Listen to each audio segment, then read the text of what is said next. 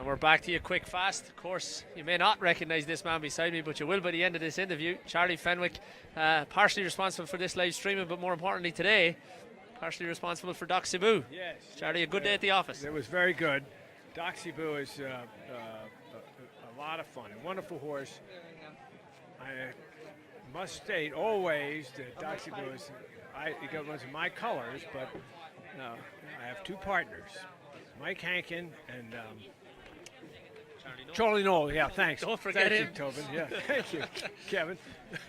That'll stir him up. And it is fun. We have fun. Unfortunately, those two guys aren't here today, but we do a lot of horses together. It's a lot of fun. Doc is he's won 7 races for us now, 5 timber races and 2 hurdles. So I tell you, Charlie, it is a lot of fun. It's got to be a ton of fun with a good horse like that, but he's turning out to be a little bit special here. I hope you're right, Kevin. He's done all that we could ask him to do, and not taking anything away from what he has done.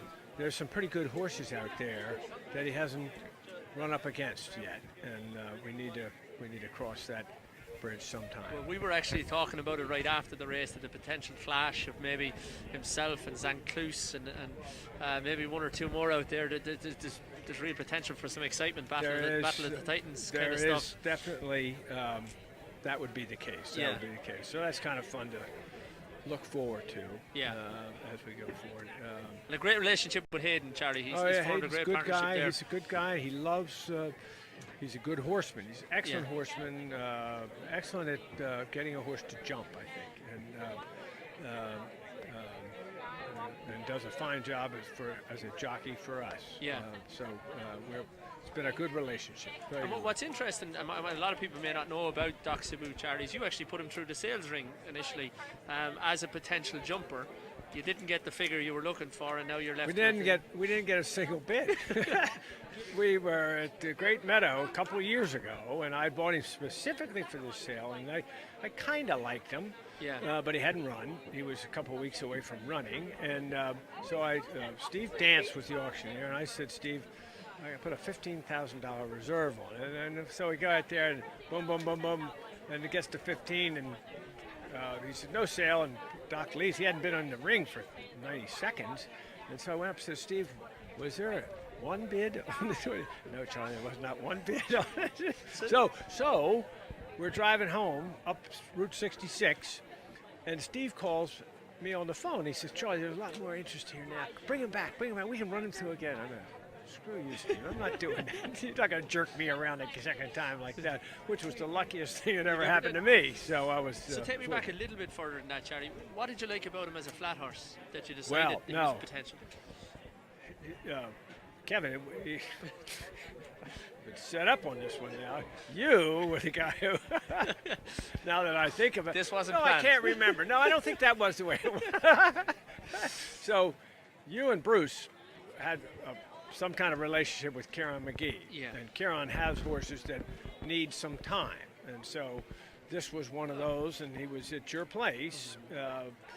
And I came over, and I just think that there was a pedigree that looked good. 2, if you got him back to where he was at his best as a flat horse, it was pretty good. And 3, the price was right.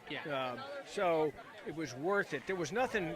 I can't say I looked and said, "Oh, I got to have that." But this was the same logic I remember that we used with Buck Jakes years ago, and it all sort of made sense, and it all worked out. So Doc Cebu sold for $265,000 as a yearling or a 2-year-old. So at some point, somebody thought he was worth a lot of money. Well, I guess you look at it, Charlie, there's several boxes you need horses to tick, and they may tick one of them, but if they don't take the majority of them, you're probably not going to end up with something much good. And he ticked a lot of them, like you said. And the other box, too, Kevin, was there had been no fundamental structural soundness issues. That's a big thing. That was a big thing, too. So just get him healthy again and back on track. Of course, Charlie, we are having a bit of fun here and talking about Doc Cebu, but it's the people at home now that can see us, and you're largely responsible for that. And of course, we give Brown Advisory a lot of thank yous today, and of course Willowdale and Dixon and Dixon Stroud, who was on earlier. They've been great and fantastic to get this home. But how important is this live streaming? You as an owner, how important is this live streaming that we keep pushing and make sure this becomes a regular thing? Well, I think it's important. Yesterday at Iroquois, I had 4 separate conversations going on with people all over England, South Carolina, Montana, Maryland, watching the live streaming and dialogue going. Today, I just picked up my phone just walking in here. I got 14 texts, all around this live stream for people who are not here. So I think it adds value. It adds a different dimension. I don't think anybody necessarily stays away from here because there's going to be live streaming.